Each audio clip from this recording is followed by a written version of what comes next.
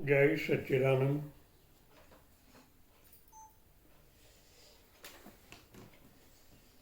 आज हम वही ओमकार जो हम डेली रात को 9 बजे करते हैं, उनका विवरण और भी डीप में जाकर समझने की कोशिश करते हैं, क्योंकि ये आध्यात्म विज्ञान इतना गहरा है। क्योंकि जितना ये डीपनेस जाता है उतने ही हम हमारे आंतर जगत में प्रवेश कर पाते हैं।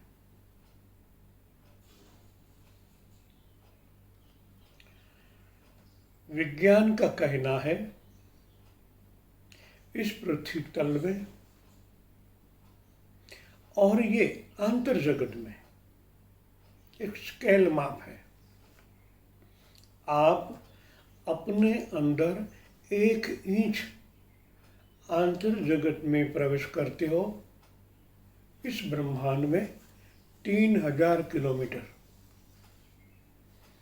स्केल है। 1 इंच बराबर 3000 किलोमीटर इस ब्रह्मांड में आप गति कर पाते हो। 1 इंच का मतलब होता है स्थूल, सूक्ष्म और कारण जगत। आप जितने आंतरिक जगत में प्रवेश करते हो, 1 इंच के स्केल में जितने कोशिकाएं हैं, आप उनको समझ पाते हो। 1 इंच के स्थल में जो भी घटनाएं घटित होती है, आप उनको अनुभव में ले जा सकते हो। मैं ले जाता कहता हूं कि मन जितना स्पंदात्मक धीरे धीरे शांत होने लगता है, तब ये दर्शन चालू होते हैं। कहने का तात्पर्य ये है, आप एक ही अंदर जैसे दृष्टि बाहर करते हो, आंख बंद करने के बाद अंतर जगत में प्रवेश करना है और आंख बंद करके बाह्य जगत यानी बाहर की ओर जहाँ दृष्टि स्थिर करते हो, वहाँ का वर्तमान, भूतकाल और भविष्यकाल आप अनुभव कर पाते हो। ये अनुभव करने का जो रास्ता है, यही ओमकार है। हमारे उपनिषदों में इनका बहुत अच्छी तरह विवरण दिया हुआ है। आध्यात्म में कहा गया है, जैसे भगवत नाम अक्षरात्मक है, वैसे ही मंत्र भी अक्षरात्मक है। भगवत नाम आप राम कहे, कृष्ण कहे, माँ भगवती के कोई भी नाम स्मरण करे, वो अक्षरात्मक है। राम जो 52 अक्षर की हमारी श्रृंखला है, उनमें से ही चुने हुए हैं। कृष्ण तो वही 12खड़ी में आता है। हनुमान जी कहें, माँ भगवती कहें, जो भी नाम स्मरण करे, भगवत नाम वही अक्षरात्मक है। परंतु इस नाम व अक्षर की स्पष्टता वैखरी या मध्यमा में नहीं होती। वैखरी और मध्यमा का व्यवहार स्थूल शरीर के साथ है। पश्यंती में प्रवेश होने पर नाम में निहित नामी का साक्षात्कार होता है। ये बात हमें अच्छी तरह समझनी चाहिए। पूरे दिन में हम वैखरी में ही जीते हैं या मध्यमा में। कभी पश्यन्ति और परा में गए ही नहीं है।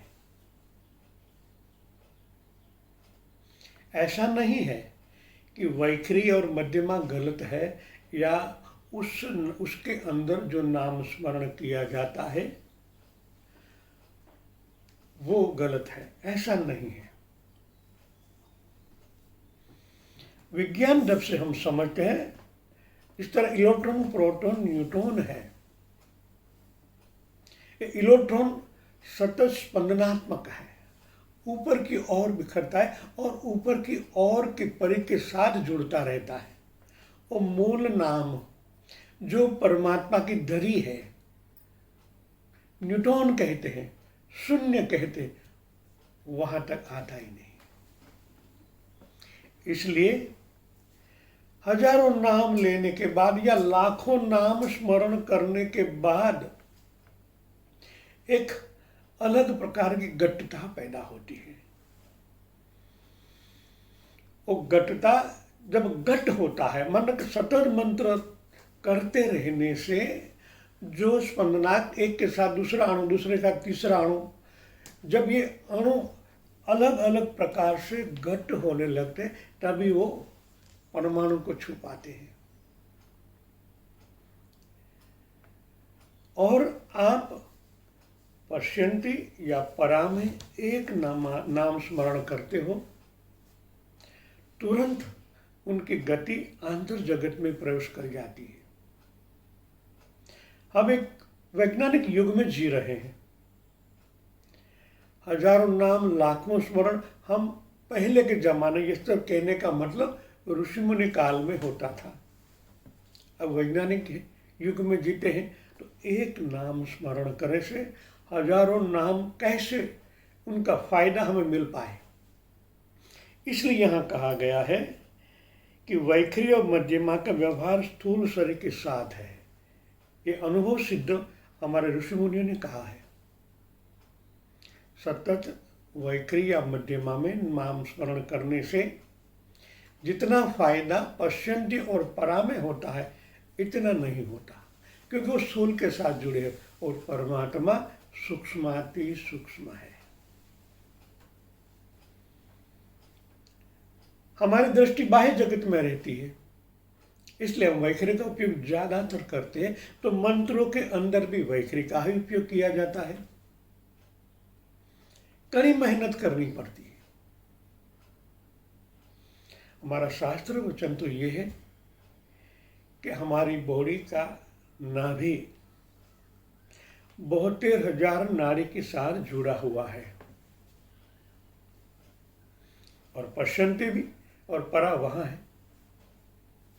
आप परा से एक शब्द का झंकार करते हैं या ओंकार करते हैं तो उनका जो स्पंदन उत्पन्न होता है 72,000 नाड़ी में स्पंदनित होता है, लगता है।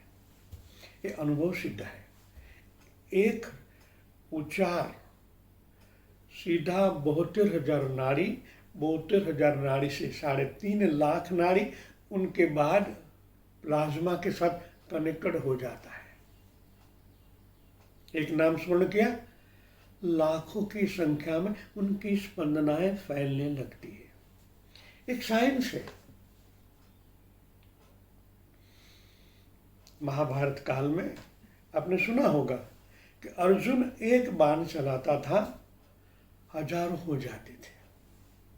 ये प्रतीकात्मक है, हमें समझना है। इसी तरह जब नाम स्मरण नाभि से यानी परा से उठाया जाता है, हजारों में उस स्पंदनाएं जागृत होती है।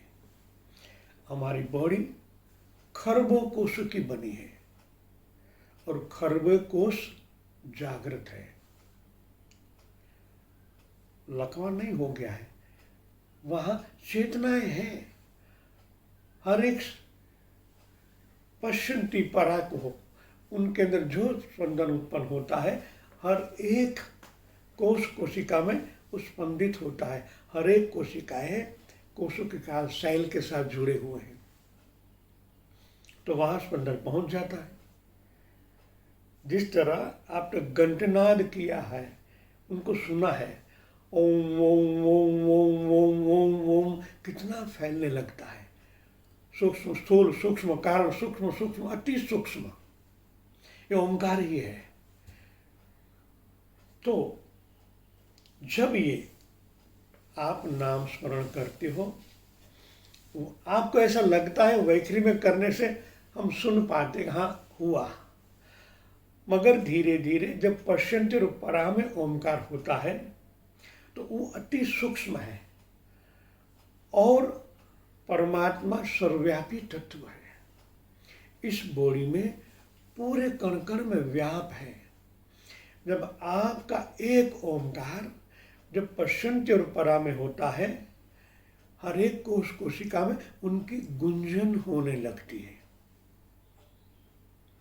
ये गुंजन आप और परमात्मा को जोड़ने का काम करती है, इसको हम ध्वनि कहते हैं। शब्द का उच्चार के साथ एक ध्वनि पैदा होता है, ये नाम और नामी को जोड़ने का कार्य करती है। इसलिए मैं कहता हूं कि बनावट को समझे, आपका आशय, आपका मकसद, आपका गोल परमात्मा प्राप्ति है। तो इस तरह ओंकार हो या कोई भी मंत्र हो, उनके स्पंदन उत्पन्न होते ही है। जिस तरह वैखरी में करोगे तो बाह्य जगत में वो ज्यादा जाएगा। बाह्य जगत मानो परमात्मा, देवतागण, उनसे भी निचली कक्षा के देवतागण। हमारे 33 कोटि देवता की बात हो रही है हमारे शास्त्रों में, तो आपका कनेक्शन वहां होगा वैखरी से, सिद्धि भी ऐसी मिलेगी, परमात्मा नहीं मिलेंगे।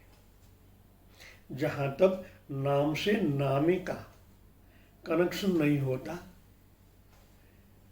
वहां तक ईश्वरी चेतना प्रगाढ़ से आपको प्राप्त नहीं होती।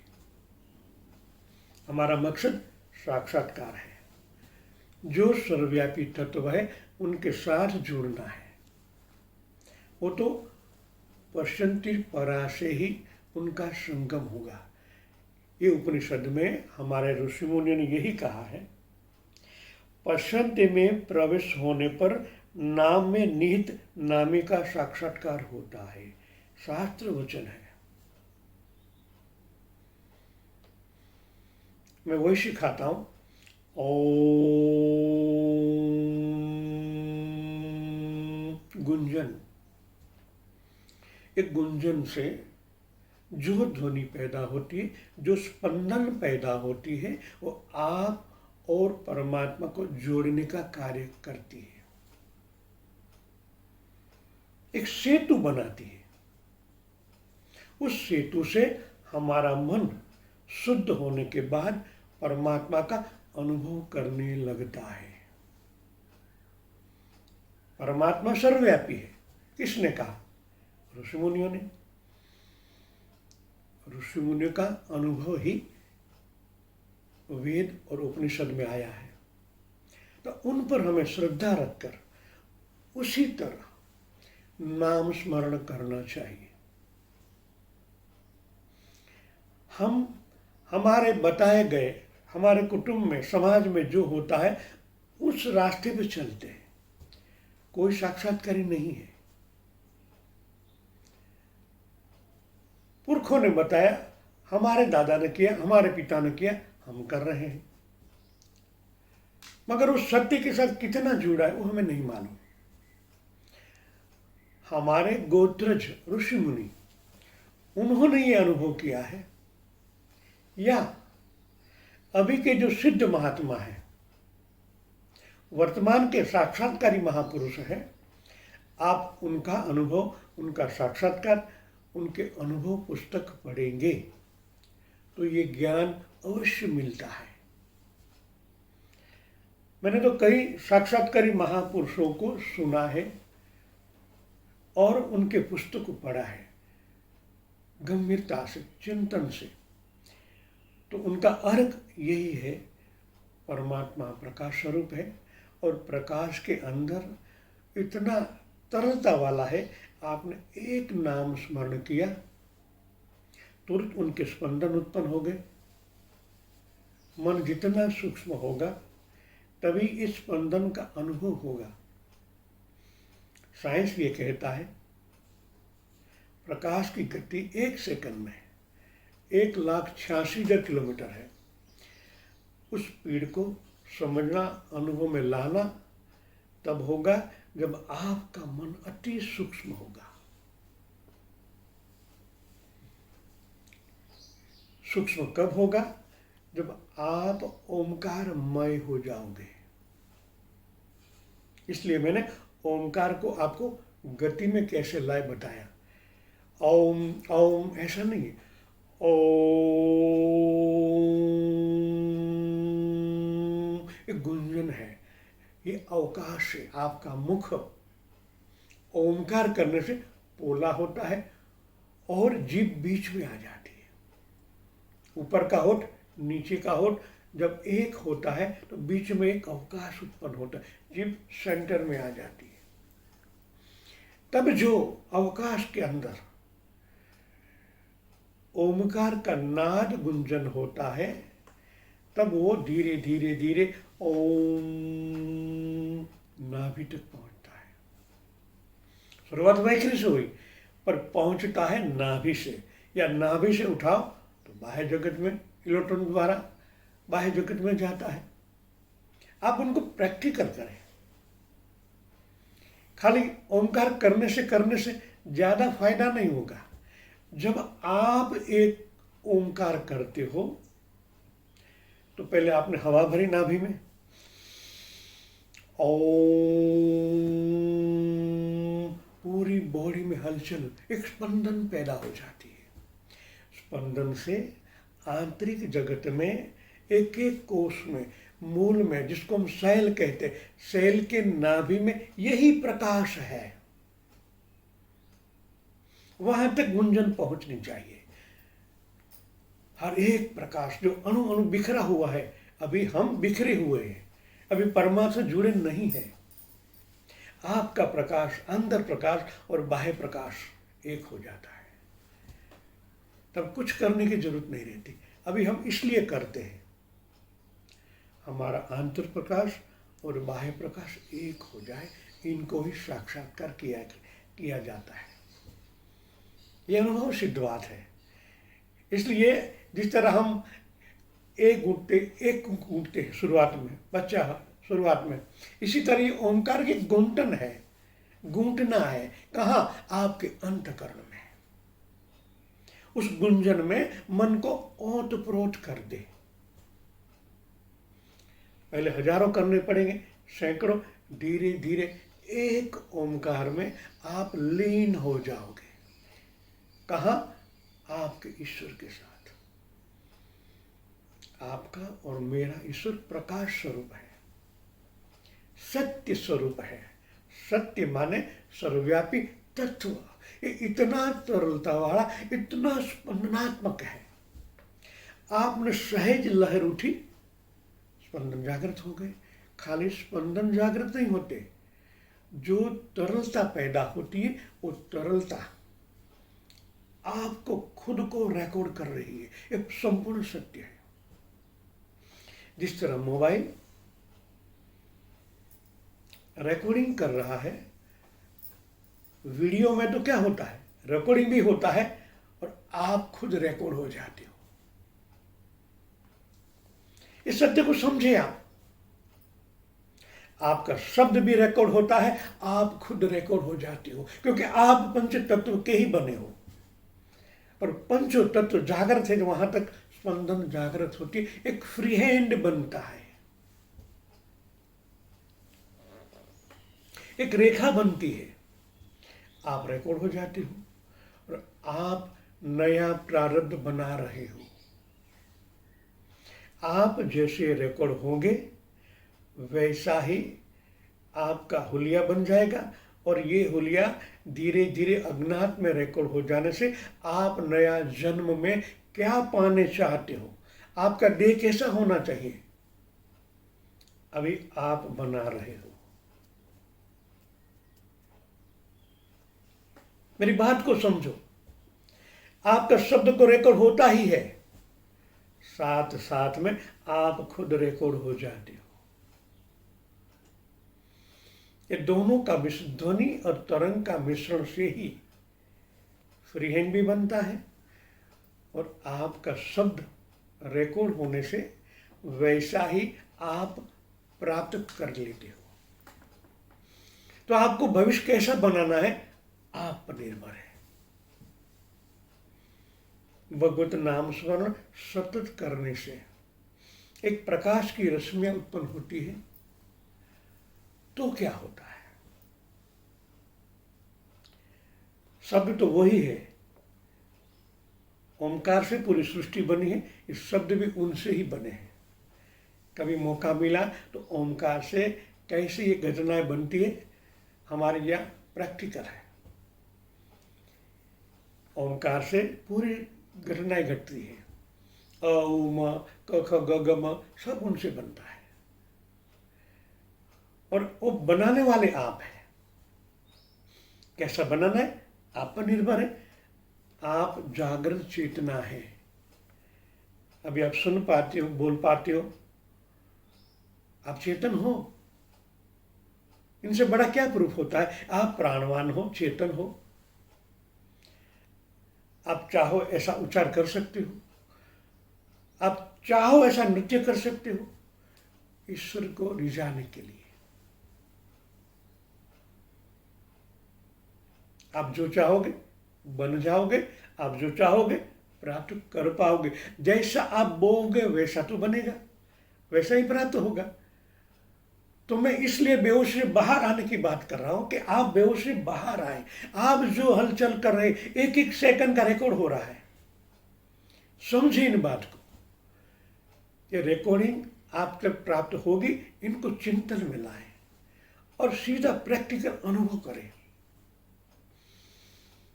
तुरंत परमात्मा प्राप्त होगा। क्यों, आप चेतन हो ही। परमात्मा प्राण स्वरूप है तो आप भी प्राण स्वरूप, परमात्मा चेतन है तो आप भी चेतन हो। क्या फर्क है, कुछ तो नहीं। समझे इन बातों को। आज तक जो गलतियां की, कोई बात नहीं। जब प्रकाश फैलता है अंधकार नष्ट हो जाता है, अज्ञान नष्ट हो जाता है। भगवान ने कहा ना, मेरी शरण में आ, गीता में कहा है, हर पाप दूर हो जाएंगे। एक एक कदम उठाना है। जैसा एक कदम उठाओगे दूसरा कदम वैसे ही उठ जाएगा। आज से आपको यही कार्य करना है। इनको समझे। घंटा 2 घंटा मैं बोल सकता हूं, मगर आगे का सुनोगे पीछे का चला जाएगा। ये आधे घंटे को 1 बार 2 बार 5 बार समझे, सुने मैं क्या कहने जा रहा हूं। मेरी तरफ है कि मैं आपको खुद को परमात्मा से मिला दूं, मगर ये स्पंदन जैसे आप सुनोगे आपकी चेतना मेरे साथ जुड़ जाएगी। मेरे को जो अनुभव हुआ है आपको हो जाएगा। अभी कहा ना, नाम से नामी। इस माध्यम के द्वारा आप सत्य को जान पाओगे। जब मेरा ये शब्दों को आप सुनोगे, चिंतन मनन में लाओगे, तभी ये घटना घटित होगी। जय सच्चिदानंद।